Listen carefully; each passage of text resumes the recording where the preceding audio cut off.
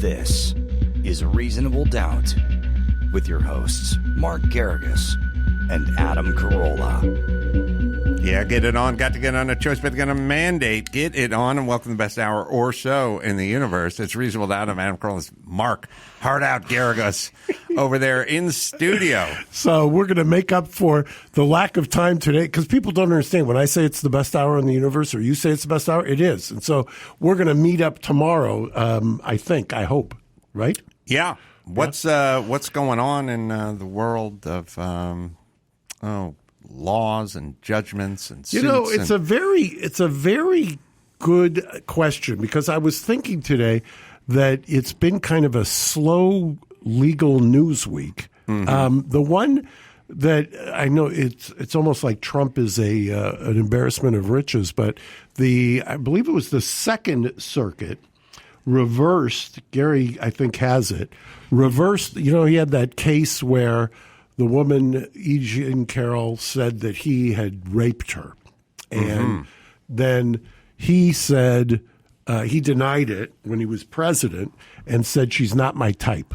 Mm-hmm. And the previous administration had invoked the law that you couldn't sue because he was cloaked with the presidential immunity. Mm-hmm. Then the Biden administration had come along and basically affirmed that, then kind of equivocated. But the Second Circuit, in a split decision, right, Gary? Didn't they just come down with a decision? Yeah, absolutely. Ruled that the lower court judge erred when he concluded that Trump as president was not covered by the federal law used to shield federal employees from liability. So, yet what states is taking place in New York? New York. So that would have been an appeal to the New York Appellate Circuit Court. I'm a little perplexed as to how you get over legally the hoops when he says she's not my type. It may not. It may be neither here nor there in the court of law, but for me as a man, I get it. For some reason, I thought of you when I was looking at the facts. Why is that? Well, look, I've said this a few times. You want to avoid these kinds of situations. There's two things. I came up with an invention, which is a condom with a birthmark built into the condom. Wow. So when did you come up with the condom years ago on Loveline. Yeah. So you leave the bathroom with the condom on. You have the birthmark built into the condom. Right. Shape your signature. Of Florida or Abe Lincoln's head or something like that. And then when it goes up, you know this from dealing with Michael Jackson. Then when you go up in front of the jury and she's up there going, I can tell you how I know it's him. He has a very distinct marking on his phallus. It's a birthmark, the shape of Florida, that he just pulls his wang out and goes, Your Honor, I don't know what this is. And then it gets dropped. It immediately, no jury. Who could convict? You know what I mean? Now, that's what you do on the legal side. Right. On the emotional side. Right. I'm waiting for this. If you're having an affair or you're getting into it with someone at the office and it gets down to that point of, he said and she said, and, the missus is very upset over the allegations. When you're with a new woman that way and you're stepping outside of the marriage, you have to mix it up sexually. Okay. So you have to have her saying, he insisted on performing oral on me for hours and then refused for me to reciprocate. He did not want it. And then your wife will go, get the fuck out of here. There's no way. That's not Mark. I know Mark. He likes to watch TV while I perform on it. That's just not. Get the fuck out of here, you shrew, you homewrecker. So you got to mix it up with the guma, right? At the office, and then when it comes to the legal stuff, you get the condom out with the birthmark. You can use the birthmark condom with the guma. You could do the same. You could do both. Yeah. Mm-hmm. Wow. You're now covered. What you can't do is slide into exactly what you can't do the same You don't want it to ring true, resonate, Yes. or Yeah, be that's an right. 1101 common signature or MO. That is exactly right. And no one will know that better than the wife. The wife, because she Right. knows she's an Right. expert on Right. your common signature or motive. That's right. Wow. So that's why I got to make You sense. realize that you have an evidentiary knowledge that's just intuitive. And what you are doing is you're defeating the common signature or motive. Yes, Yes. it's a gift. Yeah. Yeah. Wow. Where did you develop this? I don't know. I don't think it's familial. I don't feel like my family and we've never had this discussion. I come from a long You've line never of talked attorneys. about it, no? No, it's a common sense. I'm a pattern person. I study everyone's patterns. So Okay. if you break the pattern up, Then you know. then you know. That's how patterns work. That's so when he says, circling back To to Trump. Trump, when he says she's not my type. Well, we need to investigate. We Yeah. need a picture of her circa whenever this encounter Do we have that, was. Gary? And then we need his, women he's had affairs He's with, with. women he's married, you know what I mean? And then we could Right. go ahead and stack them up. Have you ever done that analysis? I've never pulled the pictures. I can tell you guys have a type. Oh, yeah. And it's pretty consistent. And I would say, whereas guys were generally horny, usually if the woman was outside of his type, he wouldn't aggressively go after her.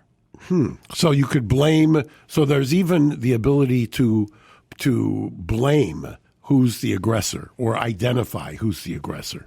Yeah, I would say if you have a type, I have a type. If one has a type and then that person checks all those boxes and is working in your office, then there's a good chance you move toward that type. Because that is your type. That's a predisposition. Mm-hmm. And there's also, I wonder if you could probably get that admitted as evidence as well, as on an evidentiary basis. I would say that, aquatic creatures, sharks and dolphins and stuff, they have feeding patterns. They Right. feed basically they're different, but they feed on essentially one thing. Once in a while they bite a surfer, but they usually sort of spit them out. They Right. think it's a seal. There's patterns in nature, is what I'm saying. Well, this is very. Have you plumbed the depths of this with Drew? Not yet, but I shall, based on your suggestion. No, look, if the chick looks like Lizzo, that's not his type. Okay, here we go. But if they're tall, European-looking, blonde, that's a type. I can see this. Can you see this as a Trump type? Well, let's see. She's Okay, there you go. There you go. For those of you who we're aren't looking at her, who yeah. aren't looking at our YouTube, Gary has done some spectacular work here. yes, I compliment him. You've got Trump in the middle. You've got Jennifer Flowers. No, that's shit. that's E. Jean Carroll on the right, on the left. Yeah. Then Ivanka, Marla Maples. Sorry, Marla Maples, and then the former FLOTUS. And Yeah. I would have to say that truth is not a defense here for the ex-president. I think she falls into his do you have category. Do you have a Stormy picture as well? I could get one up there. Yeah. We now she has kind of a page boy haircut, which would not be Trump's type, right. But I could see that her hair could be different or extensions or what have you, styled in a different way during this. So I would say slender, white, and blonde is his type. So the type is not a defense. Yeah, I think that there's a problem here. I think I do not think that his statement was truthful. It is interesting, though. I'm Okay, yeah, and there's Stormy, there's blonde, Stormy. white, slender. Slender, So exactly. type. I'm also wondering when this happened. Was he married? What year was what this? year was this, Gary? Do you remember? It was 95 or 96, and I couldn't find every image from that year. So E. Jean Carroll was circa 95 or 96, and then the other one was sort of a array over the years. I couldn't. Now, see, the problem is if you've cheated on your wife multiple times, then you can't say I wouldn't cheat on my wife because you would shoot that down. Well, but you yeah, could and say, he not didn't my say time. that. He was Right. he was very astute. He didn't go my there. point. Yeah, God, it's what an incredible. You were telling me. I think you were telling me, but maybe it was somebody else telling me that basically when he was thinking about running for president, somebody pulled him aside and just said, they will ruin your life. Yeah. You don't want to do this. You have a good life. It's exactly right. They will ruin it. And they'll be after you for forever. I mean, look what's happening right now. I mean, the breathless excitement of legal commentators talking. My favorite, and I saw it again last night, and I know I've talked about it before, but it drives me crazy. When somebody says on classified documents, for instance, well, anybody else would be in prison, right? And I say, yeah, okay, he was the president, right? I mean, he's not anybody else. I get that, and right. I mean, I agree, but he's not the president. I mean, if he was not the president, yes, but there is, and that's not saying somebody's above the law or below the law. I just don't understand. When he said, I can think about classification of documents. Give him some credit. He's not talking about that it's imaginary, and I know that the people who despise him get very mad whenever I will make this argument. But he has already seen the documents. He is or was the commander in chief. So this idea somehow that when he says, I think about it or do whatever, he can. There are defenses to the prosecution. And one of the reasons when I see everybody breathless, why hasn't he been charged yet? Why hasn't he been charged yet? I would venture the speculation that Merrick Garland is sitting there saying, a president has a different level of culpability when it comes to classified documents. This isn't somebody who's spiriting them out in order to leak them to WikiLeaks. Right. If there's evidence of that he took them to Mar-a-Lago because he wanted to sell them. That's kind of the speculation I've heard. He's going to sell mementos or something like that. Well, if you've got evidence of that, well, that's a much better theory, prosecutorial theory. But if you're just saying, I don't like the way he kept him, it wasn't a skiff, the skiff unit where they store classified documents. I also push back a little on that from a defense, if I'm looking at a defense for him, because if you're a living ex-president, you're pretty secure. I mean, you've got wherever you are, your compound is. They've, whether you're Clinton or Jimmy Carter, you're pretty damn George W. Bush.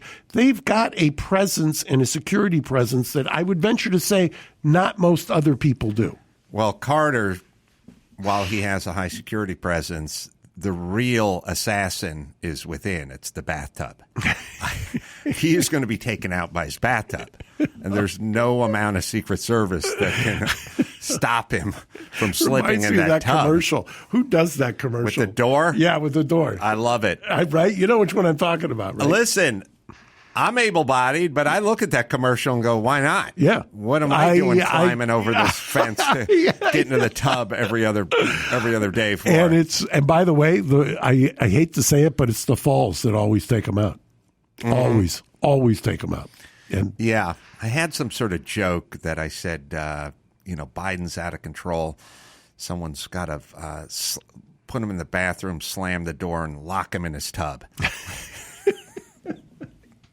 Because, the White House had to be retrofitted with a Pat Boone approved bathroom tub Boone, door. You're right. It was Pat Boone. I knew it would come to you. Yeah, I feel like that door, somehow I would fuck up the hasp on it, and it would open, and it would destroy the parquet floor in the bedroom. And that would be the end of that. I'd go floating out naked down the cascade of stairs, sliding into the living room. My daughter and her friends would be there. I can't risk that.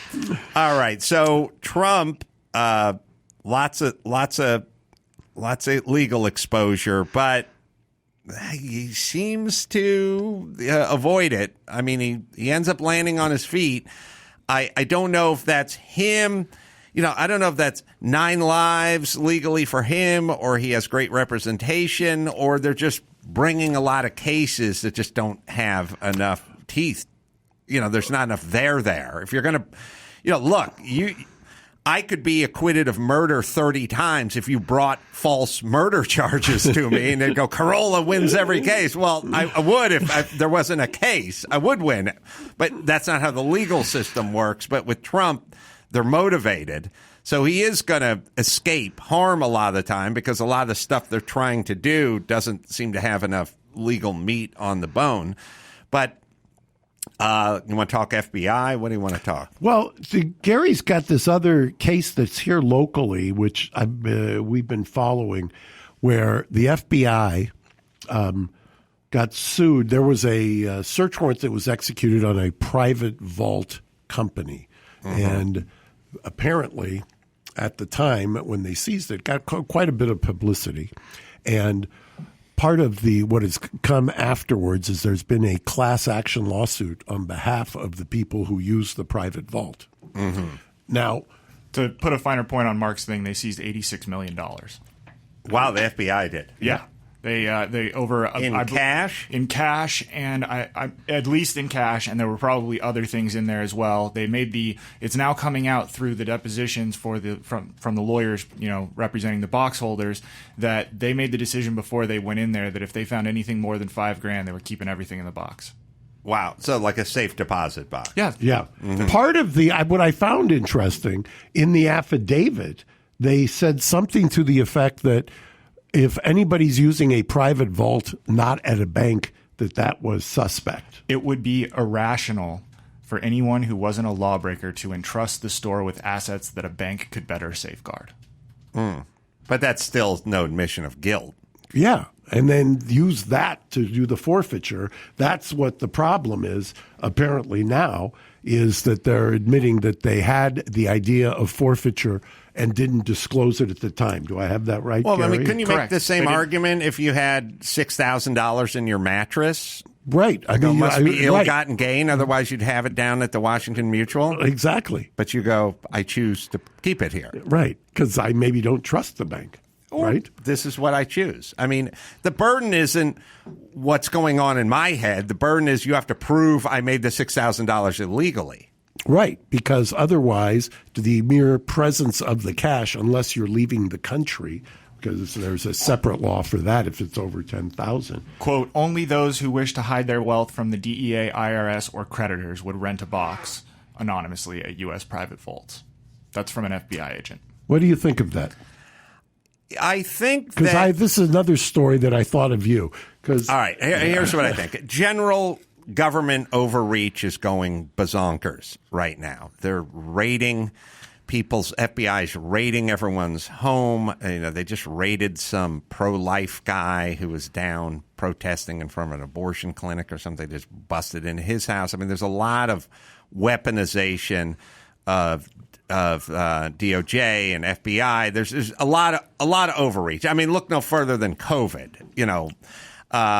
On 60 Minutes, Biden announced that COVID was over, but we're in California. We're still living under emergency orders. So correct, which is even though it's over. Have I missed it? Did the emergency order get removed? Absolutely not. And by the way, Adam, we have the details on the story you alluded to if you want to talk more about that. Oh, okay. Yeah. So we can head there. In fact, you want to hear this before you make your point?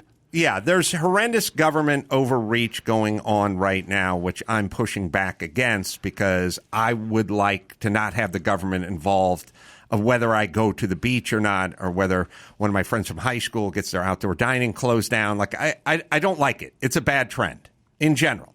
Now, as to why people do stuff, well, that is not for the government.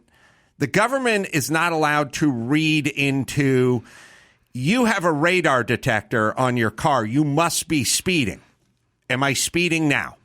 No. Well, then fuck right off. Maybe I like a radar detector. Now, it stands to reason that I would like to speed. And that's how, and it stands to reason that these people have reasons not to put their money in a public bank. Fine. But you still have to prove they're selling fentanyl to keep the money. Otherwise, this is an insanely slippery slope. It goes. It's the old expression, parade of horribles. It starts going into, what do you need a gun for?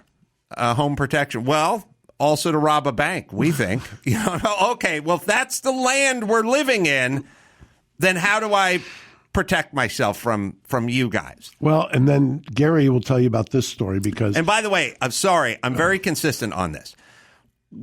Back in the day when they said, hey, if you have more than 20 grams of pot, we're gonna bust you for distributing.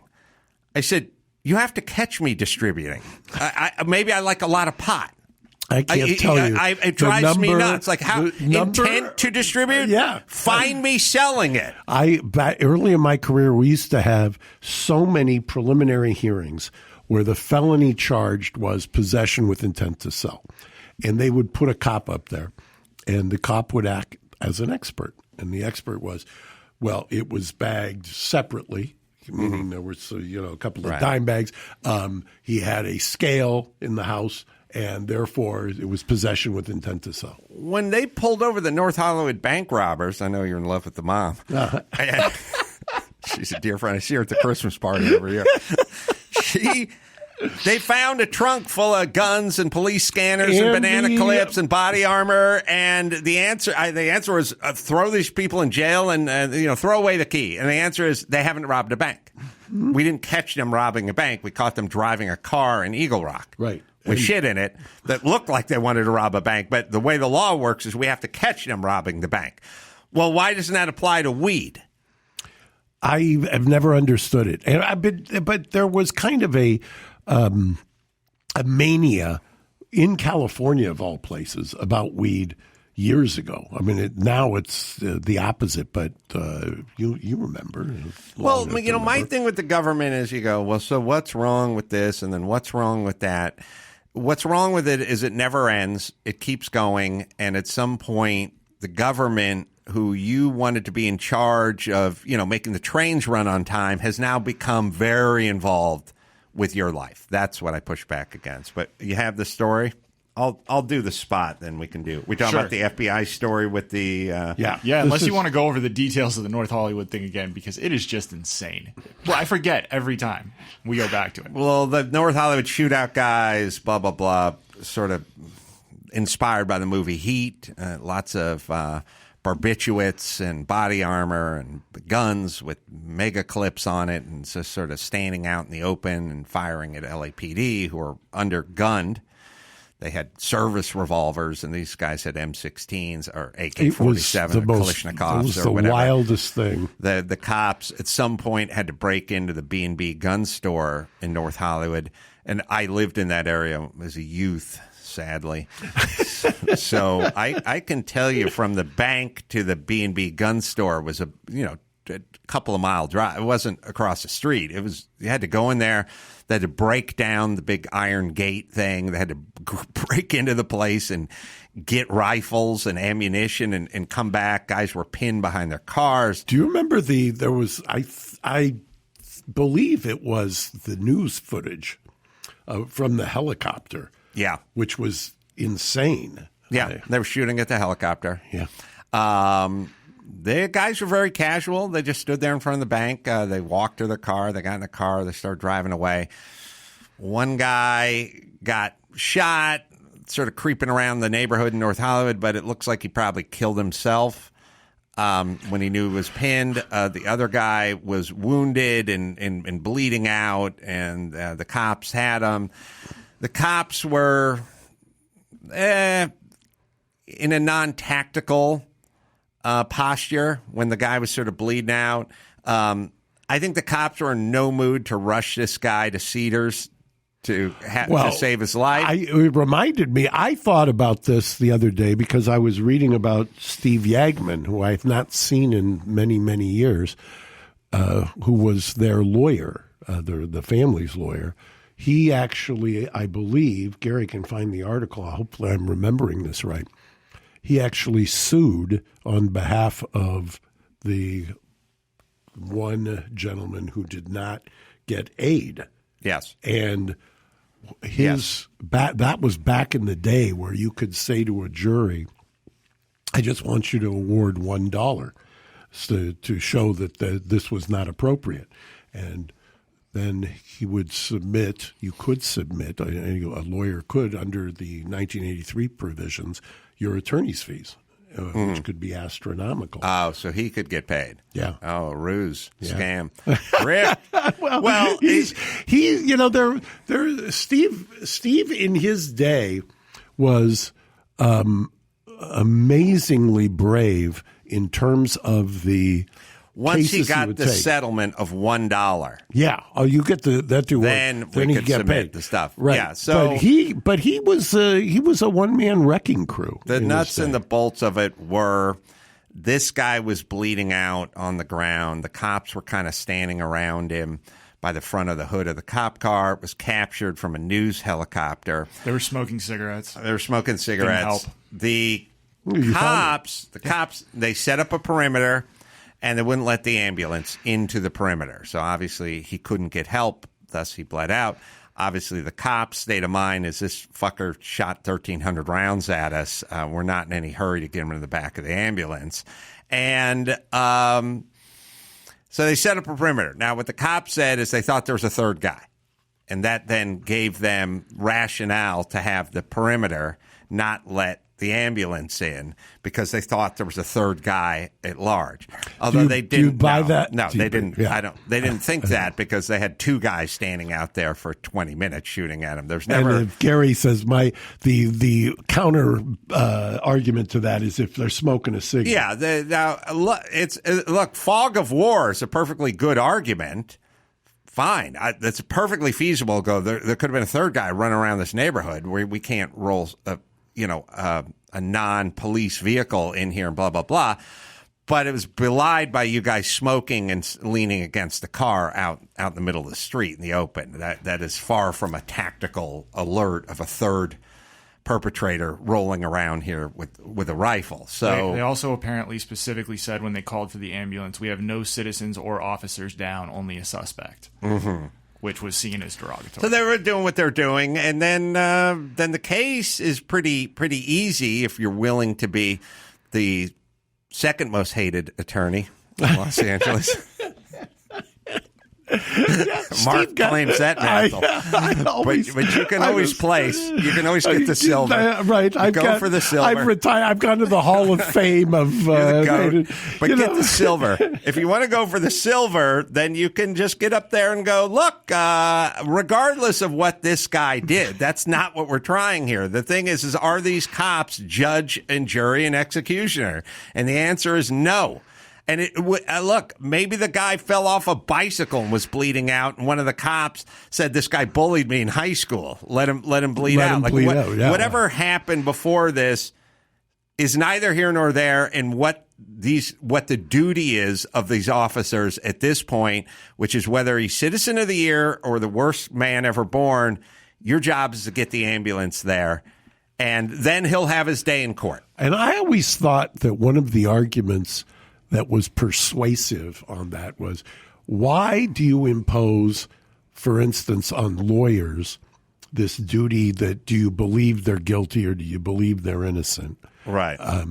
But you don't impose it on other professionals. I mean, right. If Harvey Weinstein needs to go and get dental work, is the dentist obligated to say, I hate Harvey Weinstein and I'm not going to give him dental work? Dr. Bruce, who works at emergency medicine in a not too great part of town, says he pulls bullets out of like gangbangers all the time. That's what I mean. Go into a trauma center. Yeah, sometime. That's what you're doing. You're working on a patient. It's a gang member who shot up the neighborhood, but your job is your job. Right. So it's the same difference. And it's just there for some reason we've been conditioned. Did he do the $1 thing on that case? Yeah. I think he did. Gary, didn't he? I thought he prevailed on that. I believe it was a mistrial. I'm not sure. They said the article I'm reading is about a mistrial being declared and both sides saying they were going to retry. So I'm still looking for the final. My memory is that he did. You know, you mentioned the mother. The mother, I took that case because I thought it was, okay, talk about visiting the sins. She was in Pasadena. And she was operating a boarding home. Exactly. God, you got like a steel trap. And they ended up all of a sudden. Do you know how many women I talked to go, you said next Saturday. You did not say this Saturday. I know what I said. No, that goes back to the signature 1101 evidence. My steel trap brain turns to tapioca pudding when I argue with a woman. I'm seeing here that the suit was eventually dropped. It's a wonderful reason for me to reach out and talk to Yagman and see what he has to say. So I'd be curious if he did the dollar thing. And then so the woman, the mom, who ran the boarding house in Pasadena, she got charged with some fraud. Yeah, because she was like hammering welfare checks or something of her elderly some patients accusation that miraculously came about after her son was killed, right. And I always thought that was a little much. I mean, we can't try the son, so we're going to go find something on the mother. Right. So what happened with that case? I think we eventually resolved it. Gary may be able to find it, but it was so many years ago. All right, so now let me hit a spot, and then we'll get to the pastor who was with his son. This story is fascinating because of all the cross currents. I'll just tease it. All right, I'll tell you about Segura, the industry's most premium products, including highly sought-after limited edition items, exclusive top-shelf Segura samplers for brands such as Davidoff and Ashton as well. Large selection of high-end boutique products and nationally distributed regular production favorites as well. Connect with fellow cigar smokers in their lounge, along with the staff experts, manufacturers, and more. Connect with the community of cigar lovers, shop boutique cigars, and share your experiences. It's a one-of-a-kind cigar-based community with a curated selection of industry-related content that includes reviews, pairings, beginners' questions, and more. So if you enjoy a nice cigar, this is the place to go. Go to Segura.com. That's Cigora.com and enter the code DOUBT10 for 10% off your first order. All right, so this case. So what's going on Broadview, which bothers the shit out of me in the same way it bothered the shit out of me about the Border Patrol, the mounted horseback Border Patrol and whipping Haitians. If, in fact, you think they're whipping Haitians, please investigate. If you make a lot of proclamations about this says shades of slavery and these guys are whipping. If you get out ahead of your skis, make a lot of proclamations, and then later on it turns out not to be true, you must walk away, hopefully with an apology to the people whose lives you attempted to ruin. The fact that then the government's approach was, well, go find something else on these guys. That is not what you want the DOJ doing. Exactly. Do you understand? I could not agree more. It's the idea that somehow you presume guilt is one of the worst inclinations that you can Joe have. Biden and everyone on MSNBC and CNN owes those guys an apology, and then you turn the page. It is not go find something else so that I can be correct. That's not how you want the government to work. And you don't want to wait 70 years for somebody to say, now we're going to posthumously apologize to you. So now what we have is the DOJ and Merrick Garland and the FBI and Joe Biden making these retarded proclamations, a year and a half ago that domestic white supremacist terrorist groups were the biggest problem this country faces, which it is definitely not. If somebody said to me, I will give you two groups in terms of you and your family. You could be affected by just criminals, street criminals, gang members, just whatever, criminality, or and this would include robbery, murder, assault, anything, or white supremacist Klan members, every human being I know would go, I'll take my chances on the Klan breaking into my house or pushing me off down the stairs at the subway or beating the shit out of me while I'm leaving the restaurant. I will take that group. But we decided to turn it into this thing. They made proclamations. They lied. So then what Merrick Garland has to do is he goes, we made these proclamations. We don't have enough instances of it. So we need to pad the numbers. So, and I've heard FBI whistleblowers say as much. They were told, go out and find domestic terrorist cases and bring it to us. Don't worry about many other cases. Give fentanyl a break for a second. Go find these things. Well, there's not enough to get the kind of numbers. Legitimate. There's not enough. So they go down and they go, this guy was at a school board meeting in Kentucky. He was yelling. Okay, that sounds like domestic terrorism because his daughter was raped in a fucking trans bathroom. Oh, yeah. Go look into that guy. Okay, that's one. We got a case there. Well, this religious nut job was in front of the abortion center, and he had a son, and a guy menaced his son, Yeah, so he pushed him back. Okay, go get him. Okay, that's two. That's two. So is this what you want? You want the DOJ and the FBI padding their numbers. So I come out and I just go, car theft is the biggest problem the city has. And then at some point, everyone is climbing into their own car with expired tabs. I go, okay, let's count that one. Is that how you want the legal system to work? Because that's what's going on. Well, there's no other way to explain why the FBI kicks in the door of a fucking religious guy's house and drags him out in leg irons. Gary, can you? I don't know. I mean, Adam's pretty much lined it up. Okay, so this gentleman, Mark Hoke, lives outside of Philadelphia, and he apparently every Wednesday would drive 2 hours into Philly, and he would stand outside of an abortion clinic shouting at people, for 8 hours every Wednesday for a long time. And sometime over the summer, he apparently somebody got too close. How loud was he yelling? Did he have a bullhorn? There apparently are limits, but it's all relates to what's called a FACE violation, which is the freedom of access to clinic entrances. And according to the gentleman who was raided on the morning, the guy who goes and spends 8 hours screaming. Yes, he said that somebody who was on the other side of the issue got too close to his son and he shoved him. And apparently he was faced with a FACE violation as a result. It was thrown out in the summer, but apparently the DOJ picked it back up, and 25 to 30 agents stormed his house at 8 in the morning, guns drawn, shouting at him. Outside of Philly. 2 hours outside of Philly. Rural. His home is described as rural. So the case was thrown out. But they picked it back up. Why did they pick it back up? And how long was it? If the case was thrown out over the summer, it says summer. Okay, why? And presumably he had a lawyer. You would think. So why wouldn't you call the lawyer and say, "Hey, remember that case?" Because you're padding your numbers. Yeah, I mean, look.